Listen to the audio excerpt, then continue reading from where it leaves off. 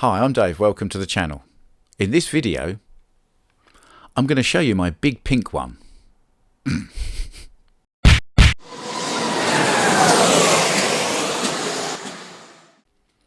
So here we are. The pink, very pink, and green, very green but only a thin bit, Mk1 Ford Escort from BRM. This is my first 124 scale car, and I think this video is as much as anything going to be about my experience of 124 cars as it is about this car specifically. So obviously its little baby brother is the Revoslot 132 Escort, which is very much the same car, and you can see the BRM is a lot bigger. It's not twice as big, but if you like, in plan, it's twice the area, if that makes sense. So as you can see, it's very much the same car from all angles. It's just a bigger version, and to a certain extent I find that a little bit disappointing, because I was hoping for kind of more detail in the bigger model, but really it's kind of just the same. There's the same amount of detail on considerably bigger wipers, and you know, there's the same detail on the filler cap, there's the same detail on the door handles. There's not more detail because it's bigger, it's just a bigger version of the same mould. So in some ways the bigger one is less detailed, I suppose. Does that make sense? I mean, it's very nice and the paint's very nice and it's very well turned out. I was just kind of hoping for a bit more. But yeah, even things like the relief on the rear valance and the front grille, there's no more detail. And you'd think in the bigger one they'd be able to put the 4 letters of Ford across the front of the bonnet, which was present in every single Mk1 Escort ever. The other thing that's slightly disappointing is the glass, or rather the plastic. It is so flimsy and weak, it can't even hold itself out against the B-pillar in the doorpost. So there's kind of about 5 or 6 mil where it sags in. It's really flimsy. I guess they need to save weight, but I think they've saved too much weight here. It's just a bit, it takes the edge off the otherwise good fit and finish for me. Underneath, of course, it looks probably fairly familiar because it's effectively a big Revoslot, or a Revoslot is a small BRM. But you've got the 2-piece metal chassis again. The difference in these is, as you'll see, the centrepiece is only attached to the outer piece, and it has all 4 screws on the outer piece, whereas the smaller ones have 2 screws on one piece of metal and 2 screws on the other piece of metal. So the tuning is kind of different. Most of the rattle and the movement and the flow in this chassis comes simply from the brass rattle nuts that connect the 2 pieces of chassis together. It's not quite the same as tuning up a Group 2 Revo. It's a bit like the bigger Revoslots. Some of those work the same way. Now we should have a quick look at the box and the things that come with it. One of the things that comes with it is a really quite nice, well detailed co-driver with some pace notes. So if you want to, you can kind of take it all apart in there and glue him in the passenger seat if you want to. And then there's a few little bags. This bag's got the wing mirrors in if you want to put them on, and 2 number plates or license plates. It's kind of got a long thin one which is definitely supposed to go on the back, and a kind of 2-row upright square one which is to go on the front. And the reason it's a square one to go on the front, which should go about there somewhere I suppose, is because in the other bag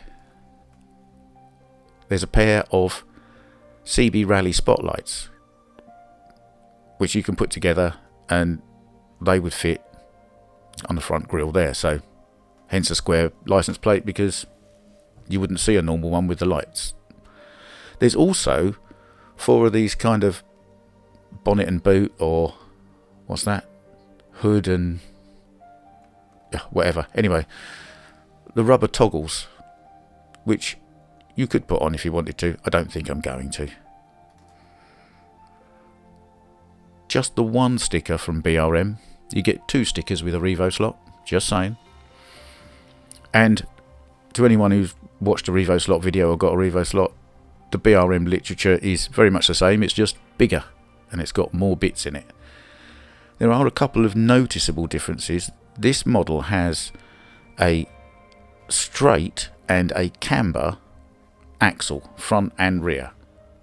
You can get different parts and set camber front and camber rear or straight, and in the box this comes with a straight rear axle and cambered front wheels, and there's a setup, a mechanism, and you buy the different parts. I'm not going to go into why adding camber to wheels is quite a good idea on a twisty circuit, but suffice it to say it is. That's race car tech, and this is a slot car channel, and I'm not going down there in this video. These 2 front wheels are definitely set to a camber, and these 2 rears are not. But if you get the camber, that little slot in the back of the chassis is where the flexible joint in the rear axle goes, from what I understand. And inside, you know, it's very much the same as a Revoslot. 4 brass nuts, they're the same brass nuts. Even the rear axle carriers are the same as the Revoslot one. Only the front ones are larger. And, you know, the guide mechanism is pretty much the same. It's a bigger, deeper guide.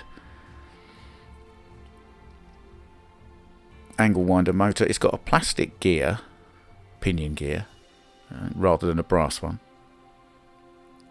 The usual kind of lightweight interior and, you know, fairly sturdy, fairly rattle-free body that you get with a Revoslot, but bigger with a BRM. I suspect this is going to work somewhat like a speaker, as the Revoslots do, and amplify all the noises from inside the car and make it appear to be a lot louder running than it really is. But that's kind of the problem when you've got lightweight, thin plastic bodies.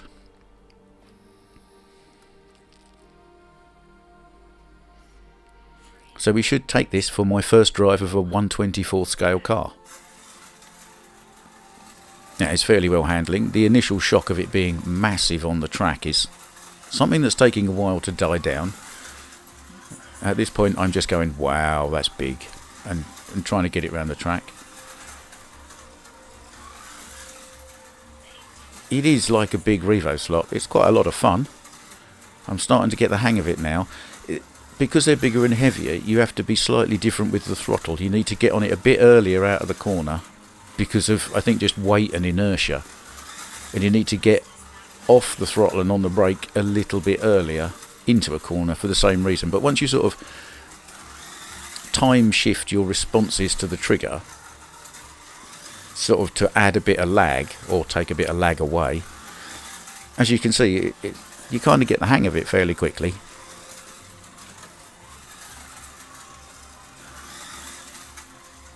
And it is, as I suspected, quite a noisy thing, but that's that speaker effect from the body, I'm pretty sure.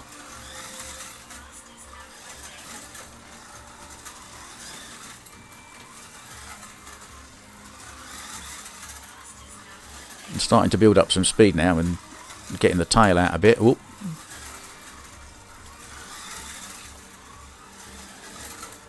And yeah, I think I've kind of got some confidence with it now, and I'm fairly sure I'm getting up to the lap time I'm going to get with this straight out of the box.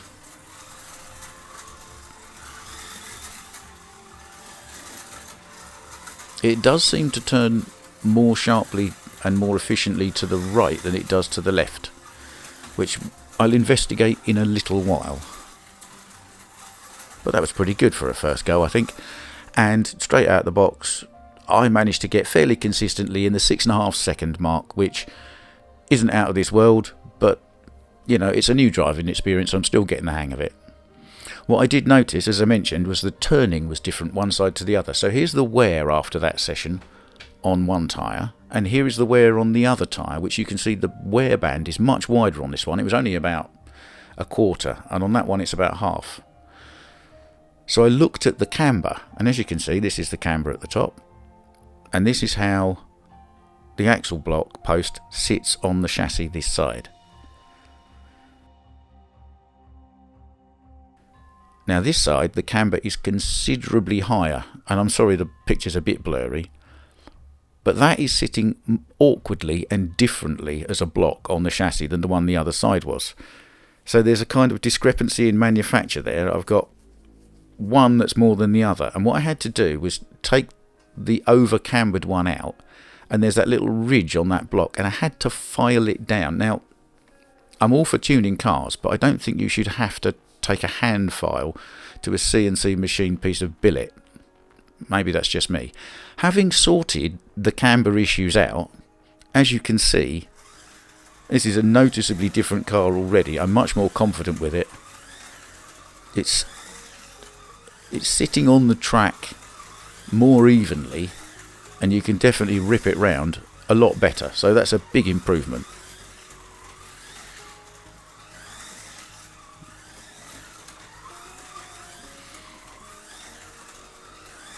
Such an improvement, in fact, it's half a second of improvement.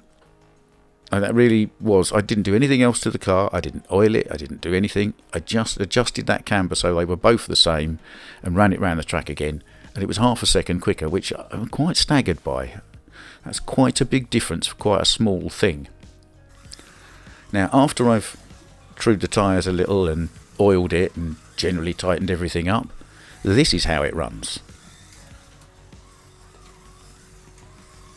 Smoother, quieter, and I can really throw it into the corners with some confidence. Look at that.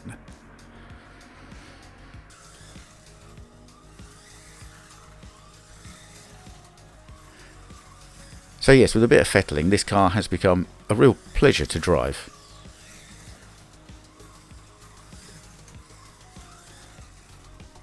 Can really get the tail out. Nice.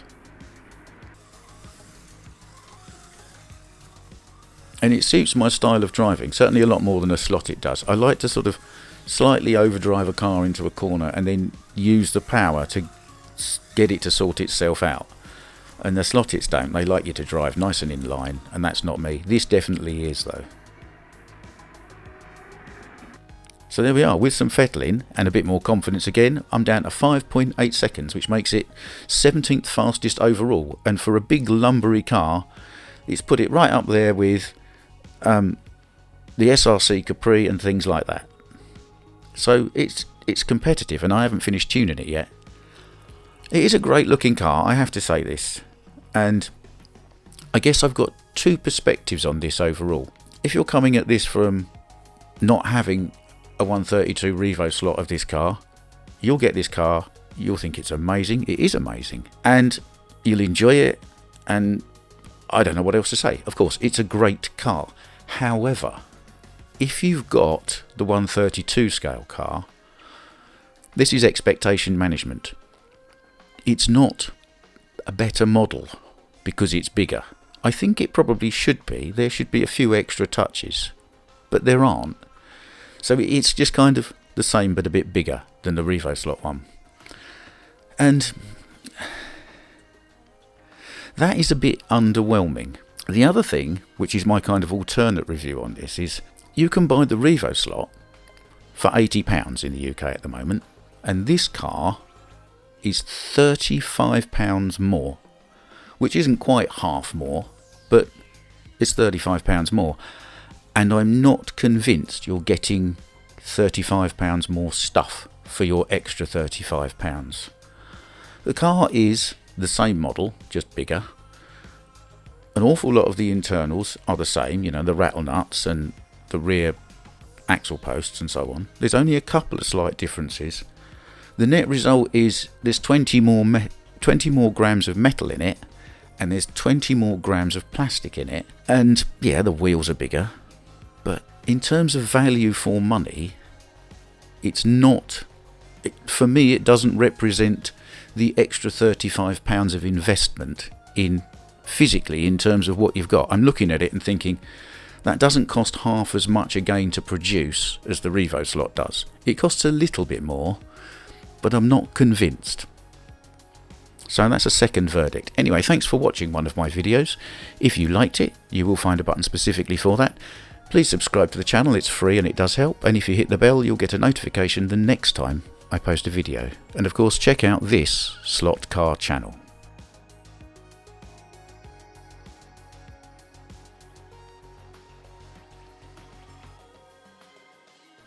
Hi, I'm Dave, welcome to the channel. In this video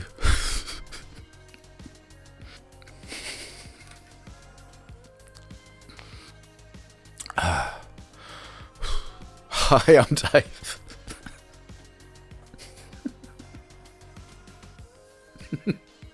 Hi, I'm Dave. Welcome to the channel. In this video, can't do it. Hi, I'm Dave. Welcome to the channel. In this video, I'm going to show you my big pink one.